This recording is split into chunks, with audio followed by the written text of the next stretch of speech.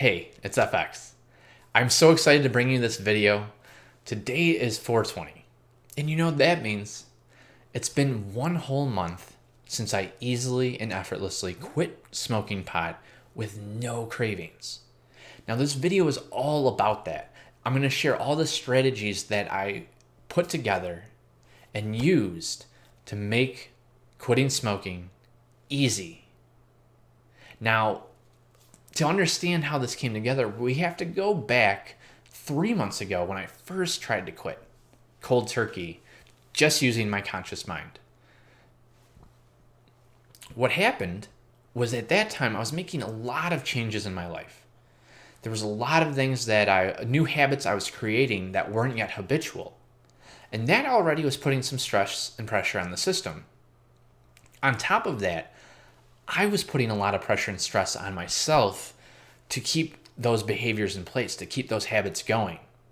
On top of all of that stress and pressure, I then decided to quit smoking pot cold turkey. I'm going to tell you why this didn't work and strategies you can use so that way you don't have to suffer the same fate as me, especially when I know better and I knew better. And that's what led to the strategies.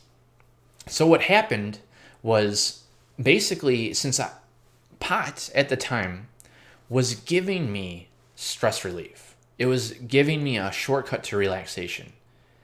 So when I increased more stress and pressure on myself and then took away my source of getting that relaxation from the stress, what do you think was going to happen? Going to go right back to it because the unconscious, right, needed that in that time. It hadn't had its needs met in a new way. So this is kind of twofold. Number one, it was unnecessary stress and pressure I was putting on myself, and then not finding alternate ways of getting relaxation. So those are the two first strategies, is to just practice self-compassion. It's to practice going easy on yourself, being easier on yourself, just a little bit. Because that, like a habit, begins to build and build and go easier and easier, stronger and stronger.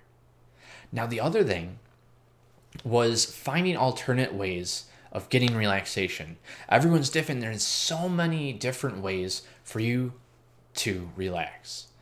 Now, I don't know what will work for you, but there's mindfulness, there's yoga, there's guided visualizations, there's hypnosis, there's self-hypnosis, there's walking around in nature. There's so many different things that you can substitute to get that relaxation. So that way you know you don't need cigarettes.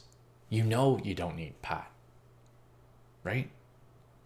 Now, that kind of led to a couple other things that I'd like to share. One of the biggest things is I set a quit date and I gave myself time. Instead of just saying, okay, tomorrow we're quitting, right? And then there's all this pressure on the system like, oh, tomorrow, oh no, I don't know if I'm ready, right? I decided to put my quit date a month and a half into the future. On March 20th, the start of spring. By doing this, the unconscious could warm up to the idea like, okay, yeah, we're gonna quit then. All right, cool. And every day I had the intention, we're quitting then, and that gave me the freedom to kind of enjoy it for a little bit more and to like casually process and let it go of those cravings. Now, I think that is super powerful. I recommend, unless you know for certain right now that you can quit smoking and that you're ready to quit smoking, I recommend setting up maybe a 2-week period where you really kind of sort all of that out and get to say goodbye to that backstabbing friend. And I'm not going to go into that route yet, but just to kind of offer some strategies.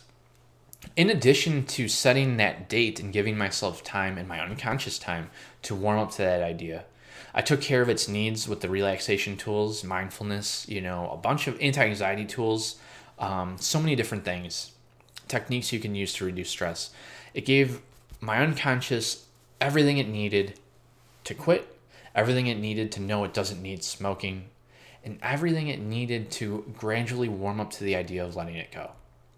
To the point where when I was getting close to those days, I was smoking so much less, right? It was like I I had a very reduced urges. Like there's like way less urges throughout the day. I would only smoke like once a day instead of like 6 times a day, just because I knew it was coming and I just didn't have the same relationship with it, right? It all transformed inside, so I didn't need to consciously use my willpower and fight myself, right? I let my unconscious do the heavy lifting, and I was just along for the ride. It was awesome, and it's still awesome. Like I said, easily, effortlessly quitting pot with no cravings. And you can do it too. I'm here to help you.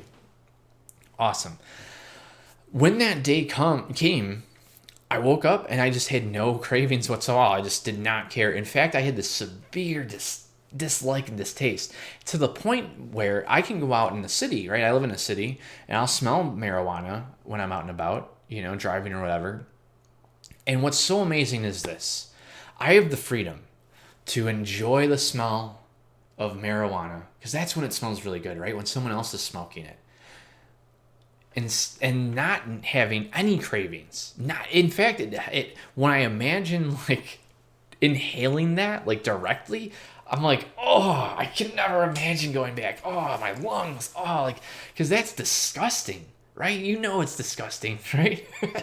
That's what smells good when it's in the air. But when you inhale it, oh. And I feel like it's similar for smokers. Like, I don't know any smoker that enjoys secondhand smoke, right? Like, I don't know many, if any. And that's what's cool, is just letting you know, if you are a person that smokes pot, you can enjoy the smell of it in the air, knowing that you have no cravings when you change like this.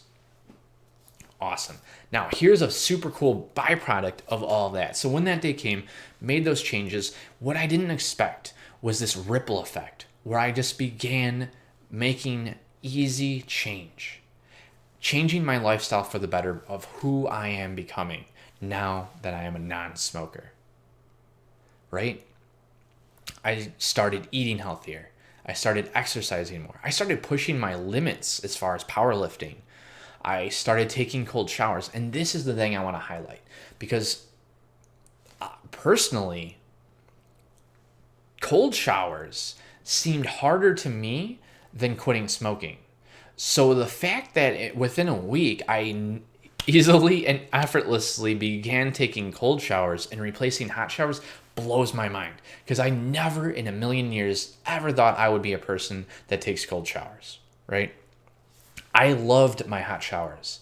However, the unconscious, right, doing all the heavy lifting for me, made those switches and was like, hey, buddy, you know how powerful cold showers are. You know all the benefits of cold showers. Let's do this. And it had a little fun with me. It switched my understanding and my experience. So now when I'm in a cold shower, I'm doing the same things. I'm treating it like a hot shower. I'm doing the same things that I would in a hot shower, to the point where I'm just soaking and letting the cold water just wash over me and just, I'm putting like my elbow in it, making sure my elbows and my tendons and all the different areas just get blasted with this cold water. It feels so good. It feels so numbing. It's so interesting, because I never in a million years would I have anticipated this. And all of these changes were easy, effortless, with no cravings to go back. I do not want to go back to hot showers. Ugh, it's so interesting, because for 35 years, I have been maybe 30 years, I've been in love with hot showers, and now I'm over here. And that's how easy change can be when you work with your unconscious. Now, here's the coolest part, right? I've shared with you all these strategies that you can use to make whatever it is you want in life that much easier, right? It's to find out alternate ways. If you want to make a change like that, say you're eating unhealthy or something, it's to find what are you getting from that food, find alternate ways of getting those same things from that food, right? There's a lot of different things, but for the sake of time, I want to take a step back, because for you, this is so much easier, because there's people like me, professional hypnotists, that basically let you go hang out in the back seat, and I work with your unconscious and talk with your unconscious so that it makes the shift for you, and you just have to hang out for the ride, right? It makes it easy for you to quit smoking, whatever it is that you want to quit smoking. Now, I know you probably are excited about this. You're probably curious because of everything I shared and how much sense it makes, right? I mean, it makes a lot of sense. Self-compassion, reduce pressure, reduce stress, find techniques that make it easy to relax. Give yourself time and space. Allow that change to happen naturally on that path.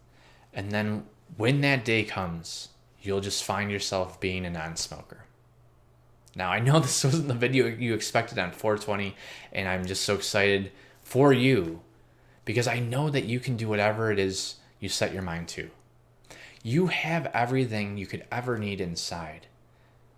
And I'm here in case there's something specific you'd like to find. Take care.